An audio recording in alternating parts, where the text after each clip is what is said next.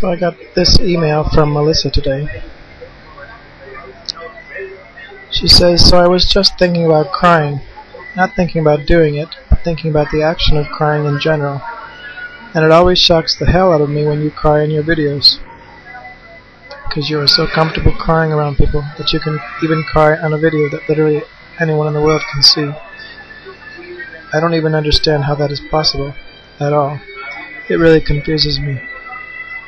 Because it makes no sense to me how you can do that, but I can't.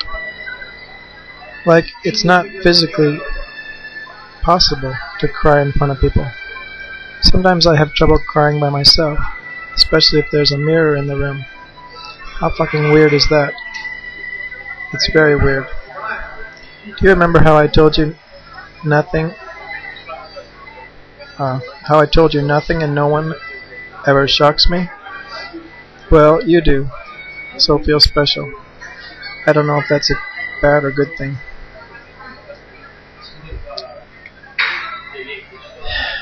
And then, by the way, I got a text message to my email account from Heath. He just said I'm having trouble.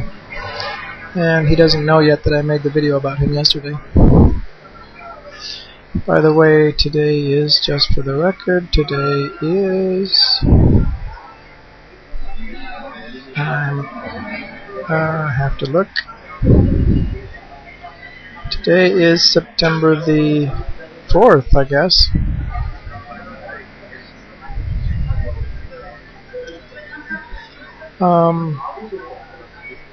So let me check my own website and see when I updated the site last, which was yesterday, and if it says, well, it says September the 2nd. So I'm a little confused. I don't know if it's the 3rd or the 4th today. But anyhow, later. Well, it doesn't really matter that much, I guess. Oh yeah, it does, because I might want to know this later. So I'm going to go to Programs, Accessories, Command Prompt, and type in date.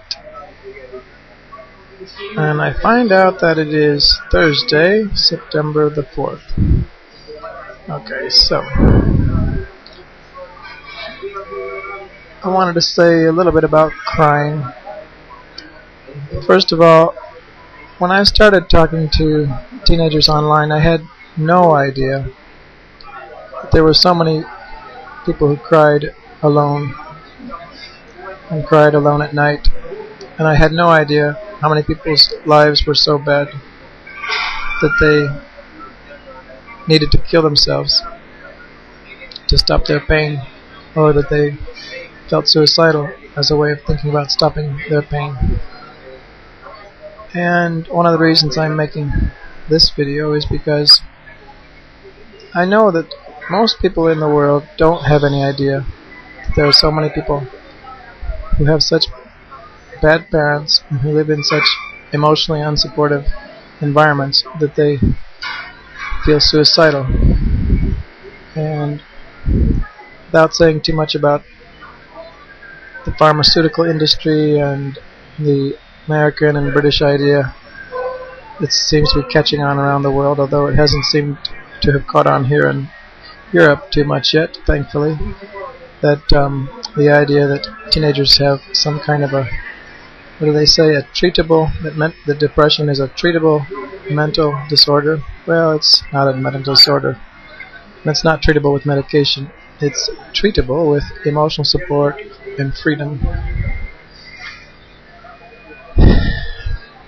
So, anyhow, most people really don't have any idea why someone of Melissa's or Heath or Sarah's age would kill themselves or even think about killing themselves. By the way, if you didn't ever read the article about the girl, I think it was in Missouri, who hung herself after her mother was yelling at her to get off the internet, and her mother didn't like the language that she was using. So as a result, she lost her daughter. I'm going to stop this for a minute and see if I can find that, because this is a very good illustration of why a teenager would kill themselves and how the parents literally push them off the edge of the cliff and then try to blame it on someone else, and blame it very effectively on someone else.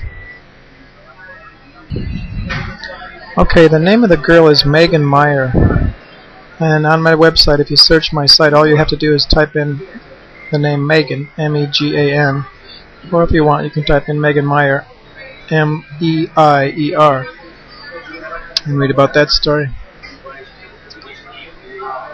But back to Melissa. I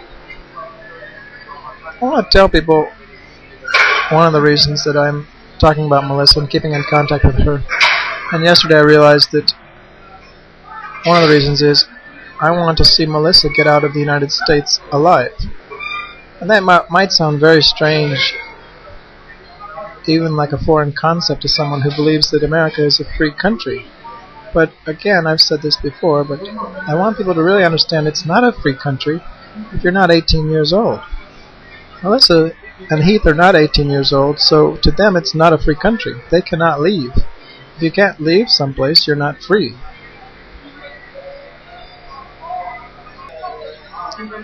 By the way, I find this place to be good for making videos because there's just enough distraction and background noise to kind of keep me from focusing too much on the video itself, because when I start thinking about the video and how I look on the video, I lose track of what I want to talk about. But also in this place, I'm thinking about how alone I am here. I'm surrounded by people. Right now it's about half full, this what's been known now as this food court up on the top of the mall. And there's 2, 4, 6, 8, 10, 12, 14, 16, 18, 20, 24, probably about 30 people around me right now. But I could kill myself right now, and no one would have any idea why I did it, and they wouldn't know who I was. I'm completely unknown. I'm a stranger, and no one would cry here because they would be more confused, and they would probably hurry and call an ambulance or something, but they wouldn't cry because they don't know me. And I think it's pretty fair to say that I know Melissa better than anyone in the world, including and especially her parents, because she's been able to share things with me because she feels safe sharing things with me that she can't share with them. And also, to me, that's the reason why she can't cry, because she has not been in a safe environment to express her feelings. She's definitely not been in an emotionally safe environment where she can express her feelings.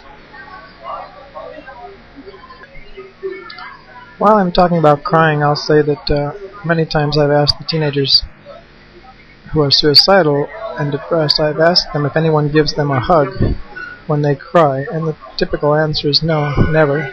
I also get answers like, especially from England, I get answers like, no, I was told that it was weak to cry, or I only cry alone in my room, or often people say, like Melissa, I never cry.